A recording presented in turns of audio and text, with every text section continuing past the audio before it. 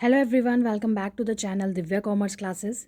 आज हमें basic accounting concepts पढ़ने हैं जो कि अकाउंट्स के बहुत ही इंपॉर्टेंट कंसेप्ट्स होते हैं जो बिज़नेस लाइफ में बहुत इंपॉर्टेंट रोल प्ले करते हैं।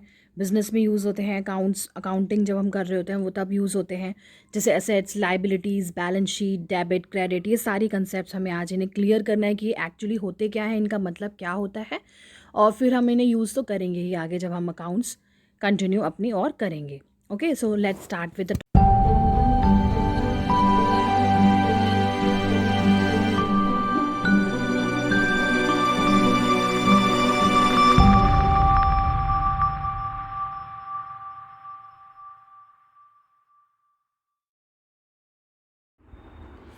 चलिए स्टार्ट करते हैं।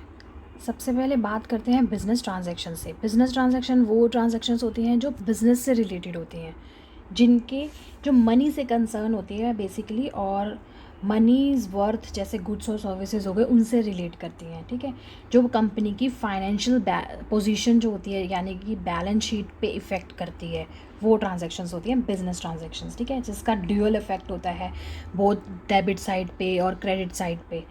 ठीक है, तो बेसिकली जो ट्रांजैक्शंस बिजनेस को इफेक्ट करती हैं वो होती हैं बिजनेस ट्रांजैक्शंस। ठीक है, और फाइनेंशियल ट्रांजैक्शन और इकोनॉमिक इवेंट, तभी उसको कह रहे हैं economic event, entered into by two parties that initiates the accounting process of recording it in the books of account of an enterprise, उसको कहते हैं बिजनेस ट्रांजैक्शन।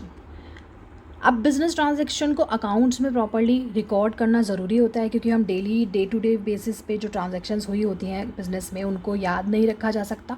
उनके प्रॉपर अकाउंट्स मेंटेन किए जाते हैं, जिससे रिलेटेड ट्रांजैक्शन हुई उसके प्रॉपरली अकाउंट्स बनाए जाते हैं, और उनको पर्टिकुलर हेड्स के अकाउंट्स जैसे मान लीजिए सैलरी पे कर रही है कोई कंपनी, तो सैलरीज अकाउंट में सारी चीज़ें मेंशन करेंगे, सैलरीज अकाउंट प्रॉपर बनेगा।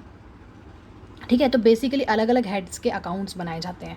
It is a record of transaction under a particular head of account और a particular head. It is not only shows the amounts of the transaction, सिर्फ amounts show करना ही काम नहीं होता इनका, but also shows their effect and direction. क्या effect पड़ा बैलेंस शीट में, किस डायरेक्शन में इफेक्ट पड़ रहा है, वो सारी चीज़ें शो कर प्रेजेंट हो सकती है अकाउंट्स के थ्रू। बैलेंस शीट जब हम उसमें बैलेंस शीट में सारी चीज़ें रिकॉर्ड करते हैं तो इन अकाउंट्स के थ्रू ही, अकाउंट से ही रिकॉर्ड की जाती हैं, और बैलेंस शीट ही काम आती है कंपनी की फाइनेंशियल पोजीशन शो करने के लिए कि कंपनीज के पास, किसी भी कंपनी के पास कितने एसेट्स हैं, कितनी लाइबिलिटीज़ हैं। ठीक है, कैपिटल क्या होता है? कैपिटल होता है अमाउंट इन्वेस्ट जो करता है एंटरप्राइज में, कोई भी एंटरप्रेन्योर या प्रोप्राइटर जो होता है, अमाउंट जो इन्वेस्ट करता है अपना, ओनर्स कैपिटल इसलिए इसको कहा जाता है, वो होता है कैपिटल। ठीक है, और ये कंपनी की लाइबिलिटी होती है, क्योंकि ओनर्स का कैपिटल होता है तो कंपनी की ये लाइबिलिटी हुई। ओनर्स और कंपनी अलग अलग चीज़ें, अलग अलग होते हैं, सेपरेट लीगल एंटिटी होती है उन दोनों की, हमने बिजनेस स्टडीज़ में पढ़ा था। तो capital is the amount invested in an enterprise by the proprietor और by partners in the partnership business, तो उसको कहते हैं कैपिटल। ठीक है, ड्रॉइंग्स होता है कुछ ऐसा अमाउंट जो पार्टनर्स अपने पर्सनल यूज़ के लिए विड्रॉ करते हैं। अब उनके कुछ पर्सनल खर्चे भी होते हैं, तो वो अपने जो कुछ अमाउंट विड्रॉ करते हैं, निकालते हैं अपने कैपिटल में से, तो उससे क्या होगा, उन पार्टनर्स का जो होता है, प्रोप्राइटर्स का क्या होता है, कैपिटल कम होता है, उनका कैपिटल ही रिड्यूस होता है ड्रॉइंग से। तो it is the amount withdrawn, it is the amount withdrawn और goods taken by the proprietor और partner for personal use. Personal use के लिए जो ड्राइंग्स होती हैं, जो विड्रॉल्स होते हैं, उनको कहते हैं ड्राइंग्स। ठीक है, लाइबिलिटी क्या होती है? Liabilities mean amount owed by the business, जो बिजनेस को अमाउंट पे करना होता है इन फ्यूचर, पेबल अमाउंट जो होता है उसको कहते हैं लाइबिलिटी।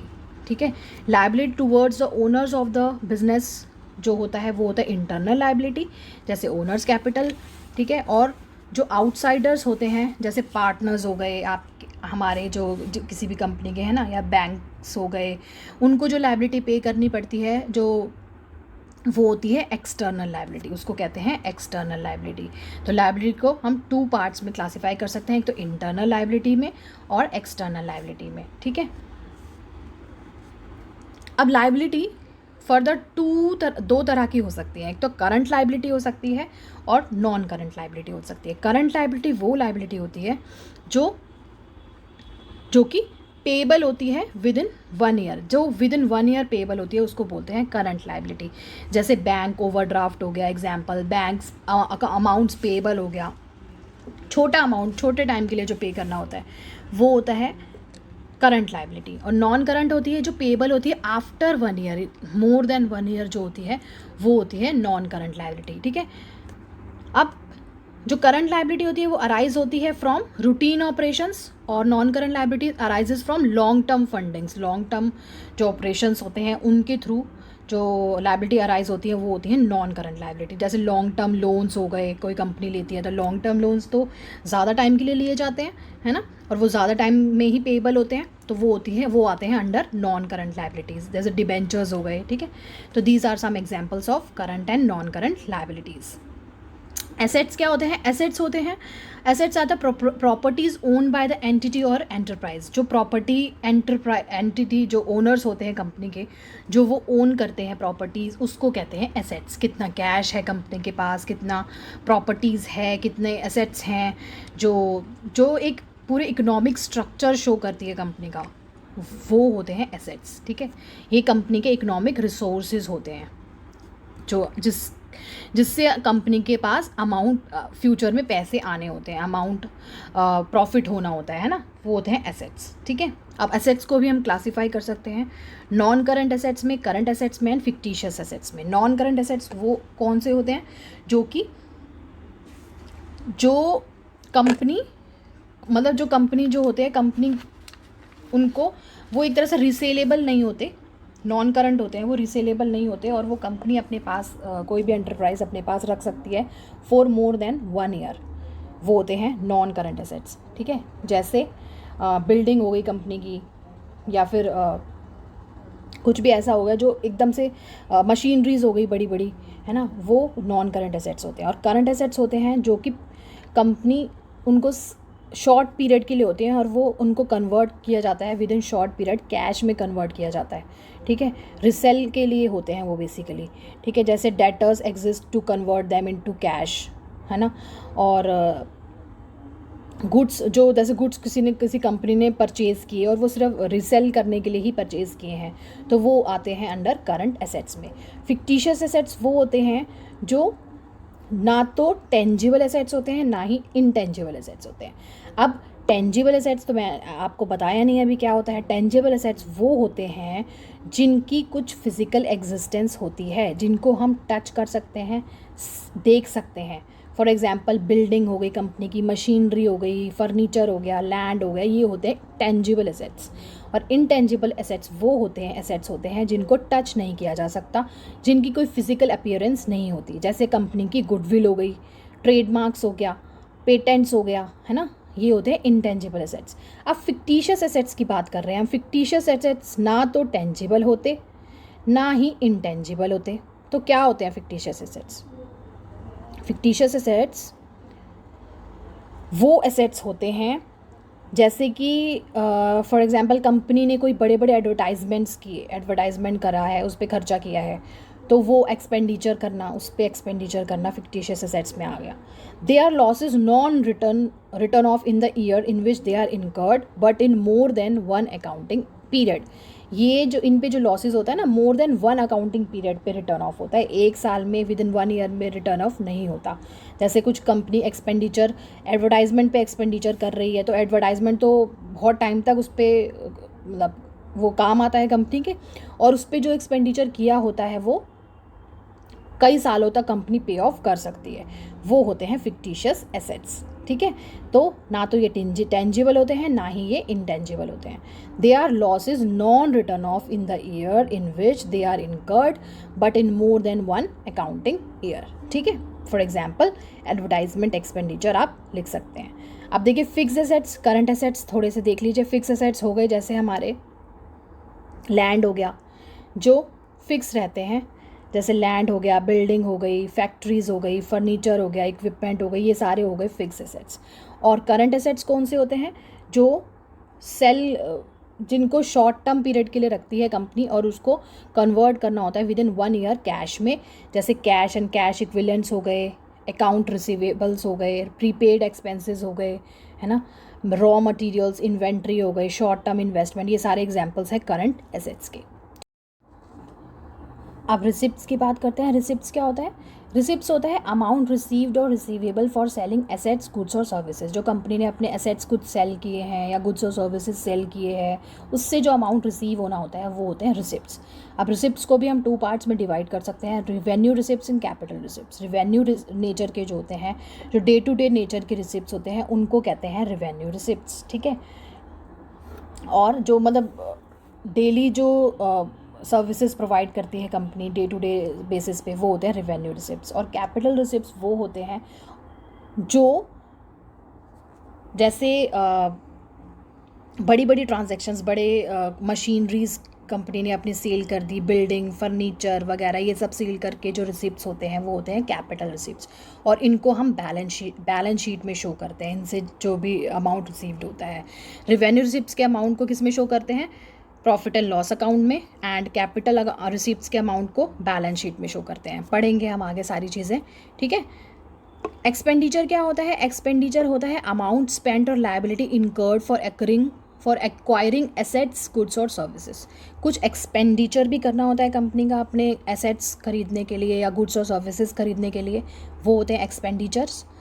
अब इनके भी टाइप्स होते हैं, capital expenditure, revenue expenditure, deferred revenue expenditure. Capital expenditure जो बड़े एक्सपेंडिचर्स होते हैं, जैसे कंपनी की मशीनरी खरीदने के लिए, लैंड वगैरह, बिल्डिंग वगैरह, या कुछ भी बड़ा कुछ खरीदने के लिए कैपिटल से जो रिलेट करती है, वो होते हैं कैपिटल एक्सपेंडिचर। रिवेन्यू जो डे टू डे एक्सपेंडिचर होते हैं कंपनी के, जो कि प्रॉफिट एंड लॉस अकाउंट में ही शो होते हैं, ये भी जैसे कंपनी को सैलरीज पे करनी होती है, रेंट पे करना होता है, बिल्स पे करने होते हैं, है ना, एक्सपेंसेस होते हैं, कुछ इलेक्ट्रिसिटी एक्सपेंसेस हो गए, कॉस्ट ऑफ गुड्स सोल्ड हो गया, रेंट हो गए, ये सारे आते हैं रेवेन्यू एक्सपेंडिचर में, जो डे टू डे से रिलेटेड एक्सपेंडिचर्स होते हैं। और डेफर्ड रेवेन्यू एक्सपेंडिचर होते हैं, वो होते हैं ये वैसे तो रेवेन्यू एक्सपेंडिचर होते हैं, बट इनको रिटर्न ऑफ किया जाता है इन मोर देन 1 अकाउंटिंग ईयर, ठीक है। इसमें भी हम एडवर्टाइजमेंट एक्सपेंडिचर का एग्जांपल ले सकते हैं, एडवर्टाइजमेंट एक्सपेंडिचर, क्योंकि एडवर्टाइजमेंट अगर कंपनी किसी एडवर्टाइजमेंट पे कोई स्पेंड कर रही है, तो वो ईयर टू ईयर बेसिस पे मोर देन 1 ईयर उसका बेनिफिट उठाती है कंपनी, ठीक है। और वो रिटर्न ऑफ विद ज़्यादा मोर देन 1 ईयर रिटर्न ऑफ हो सकता है उसका जो अमाउंट होता है एडवर्टाइजमेंट का अमाउंट। तो डेफर्ड रेवेन्यू एक्सपेंडिचर उस तरह के एक्सपेंडिचर्स होते हैं, ठीक है। तो ये 3 टाइप्स में हम एक्सपेंडिचर को भी क्लासीफाई कर सकते हैं।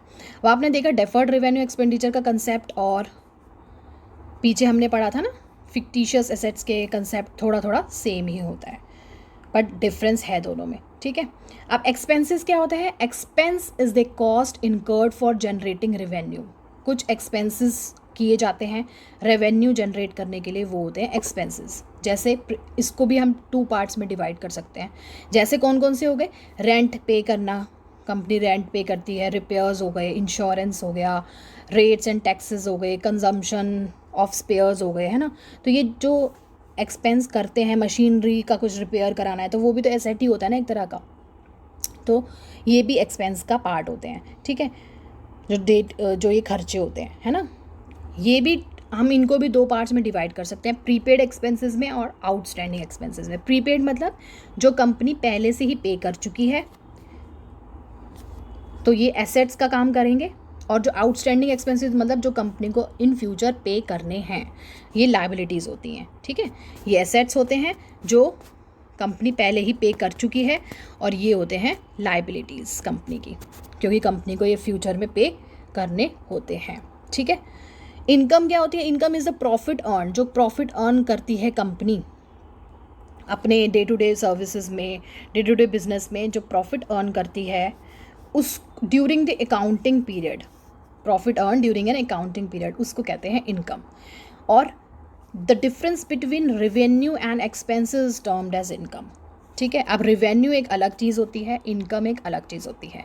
रेवेन्यू में से जब हम सारे जो एक्सपेंसेस होते हैं वो माइनस करते हैं, एक मिनट देखिए, रेवेन्यू में से जब हम एक्सपेंसेस माइनस करते हैं तो वो हमारी इनकम आती है, जो बच के आती है वो हमारी इनकम होती है, ठीक है। तो difference between revenue and expenses is termed as income. Revenue और इनकम एक चीज़ नहीं होती। रेवेन्यू में से जो कुछ एक्स्ट्रा खर्चे होते हैं, कंपनी के जो खर्चे वगैरह होते हैं, जो वो माइनस करके जो इनकम होती है वो होती है हमारी जो इनकम, ठीक है। प्रॉफिट क्या होता है? Profit means income earn by the business from its operating activities. जो ऑपरेशन से इनकम अर्न होती है वो होती है profit. That is the activities carried out by the enterprise to earn profit. अब प्रॉफिट को भी हम 2 पार्ट्स में डिवाइड कर सकते हैं, ग्रॉस प्रॉफिट में एंड नेट प्रॉफिट में। ग्रॉस प्रॉफिट क्या होता है? Gross profit is the difference between revenue from sales and services rendered and its direct cost, वो हो गया ग्रॉस प्रॉफिट। और नेट प्रॉफिट क्या होता है? After deducting total expenses. Gross profit तो मतलब सारा प्रॉफिट जो हो गया, जो हमने सेल करे अपने सर्विसेज गुड्स वगैरह, ठीक है, वो हो गया हमारा ग्रॉस प्रॉफिट। अब नेट प्रॉफिट कैसे निकालेंगे? नेट प्रॉफिट जो होगा वो सारे एक्सपेंसेस को उन प्रॉफिट में से डिडक्ट करके जो निकलता है वो होता है हमारा net profit. Net profit is the profit after deducting total expenses from total revenue of the enterprise, ठीक है। तो दोनों में डिफरेंस है। गेन क्या होता है? Gain is the increase in owners equity. जो गेन होता है कंपनी का, बिजनेस का जो गेन होता है, उसको उसकी इक्विटी में, ओनर्स की इक्विटी में जो गेन होता है, from resulting from something other than the day to day earning. Day to day earning अलग चीज़ हो गई, और गेन उसके अलावा जो प्रॉफिट अर्न करते हैं, जो प्रॉफिट होता है, गेन होता है कंपनी का, इन जो इरेगुलर और नॉन रिकरिंग नेचर का होता है, मतलब जो नॉर्मल नहीं होता, उसको कहते हैं गेन, ठीक है। मतलब जो रोज़ की जो उन्होंने कमाई की है उसके अलावा जो उनकी कमाई होती है, बिजनेस की जो कमाई होती है, उसको कहते हैं गेन, ठीक है। लॉस क्या होता है? लॉस वो होता है जो एक्सपेंस के अलावा खर्चा हो जाता है कुछ, जैसे जो एक्सपेंस होना ही है, जैसे इतनी सैलरी पे करनी ही है कंपनी को, इतनी इलेक्ट्रिसिटी पे करनी ही है, इतने कुछ खर्चे हैं ही हैं, उसके अलावा जो खर्चे हो जाते हैं वो हो गया लॉस, ठीक है। Loss is excess of expenses. Loss is excess of expenses of period over its revenues. It decreases the owner's equity. अब owners equity से ही वो अपनी equity से ही लॉस पे करेगा, तो वो हो गया लॉस, ठीक है। परचेजेस क्या हो गया? The term purchases is used for an account to record purchases of goods और रॉ मटेरियल फॉर रीसेल और for producing products which are also to be sold, ठीक है। कुछ परचेज करते हैं, हाँ, जो कंपनी परचेज करती है, ऑर्गेनाइजेशन परचेज करती है, रॉ मटेरियल्स गुड्स हो गए, सेल करने के पर्पज़ से, वो हो गए परचेजेस। इट इंक्लूड्स, अब परचेजेस कैश परचेजेस भी हो सकते हैं। अब सारी चीज़ें कैश में तो खरीदेगी नहीं कंपनी, कुछ क्रेडिट परचेजेस भी होते हैं, ठीक है, जो उधार पे लिए जाते हैं, जो एक तरह से लाइबिलिटी होती है कंपनी की, ठीक है। तो ये हो गए purchases of goods and services. Purchase returns, अब सारी चीज़ें आप मार्केट में जाते हो, कभी कभी ऐसा होता है हमें कुछ पसंद नहीं आता तो हम वापस कर देते हैं उसको, है ना, रिटर्न कराने पहुंच जाते हैं दुकान पे। तो ऐसे ही कंपनीज़ के केसेस में भी होता है, कुछ प्रोडक्ट्स उनको रिटर्न जो करने होते हैं, वापस करने होते हैं, जहाँ से भी उन्होंने लिए होते हैं, फैक्ट्रीज वगैरह से, है ना, तो वो हो गए purchase return. Goods purchased may be return to the seller for any reason. कुछ भी रीज़न हो सकता है, या तो वो डिफेक्टिव हो सकते हैं, है ना, या कोई भी रीज़न हो सकता है, तो वो हो गए purchases return. Goods so return are known as purchases return, उनको कहते हैं परचेजेस रिटर्न और रिटर्न आउटवर्ड, ये दोनों टर्म्स से इनको बुलाया जाता है, ठीक है। सेल्स होते हैं, the term sales is associated with और used for sale of goods, ठीक है। तो जो भी सेल होगी, जो सेल होती है, कंपनी जो सेल करती है गुड्स और सर्विसेज, वो होती हैं सेल्स, ठीक है। और सेल्स रिटर्न भी कुछ हो सकते हैं, अगर परचेज रिटर्न होते हैं तो सेल्स रिटर्न भी हो सकते हैं। कुछ हमारी सर्विसेज या हमारे गुड्स, हमारे जो कस्टमर्स होते हैं उन्हें पसंद नहीं आता तो वो हमें वापस भी कर सकते हैं, तो वो हो गए हमारे सेल्स रिटर्न, ठीक है। उनको हम सेल्स इनवर्ड भी कहते हैं, सेल्स रिटर्न को सेल्स इनवर्ड भी कहा जाता है, ठीक है। रिवेन्यू क्या होता है? Revenue from operations. Revenue from operations means revenue earn by an enterprise from its operating activities. हम पढ़ चुके हैं रिवेन्यू का कंसेप्ट कि जो भी रिवेन्यू टोटल चीज़ें जो अर्न होता है रिवेन्यू, उसको जो भी प्रॉफिट अर्न होता है, टोटल प्रॉफिट, उसको कहते हैं रिवेन्यू। ठीक है, जो भी ऑपरेशंस हो रहे हैं कंपनी में, उससे जो रिवेन्यू जनरेट होता है उसको कहते हैं, ऑपरेटिंग एक्टिविटीज़ से, उसको कहते हैं रिवेन्यू। ठीक है, और रिवेन्यू में से जब हम एक्सपेंसेस माइनस कर देते हैं तो वो होता है हमारा प्रॉफिट। गुड्स क्या होते हैं? Goods are the physical items जो फिजिकली टच कर सकते हैं, हम देख सकते हैं उन्हें, टच कर सकते हैं, वो होते हैं गुड्स, जो कि ट्रेड के काम आते हैं, सेल और परचेज के काम आते हैं। ठीक है, नेक्स्ट हो गया स्टॉक। स्टॉक या इन्वेंट्री।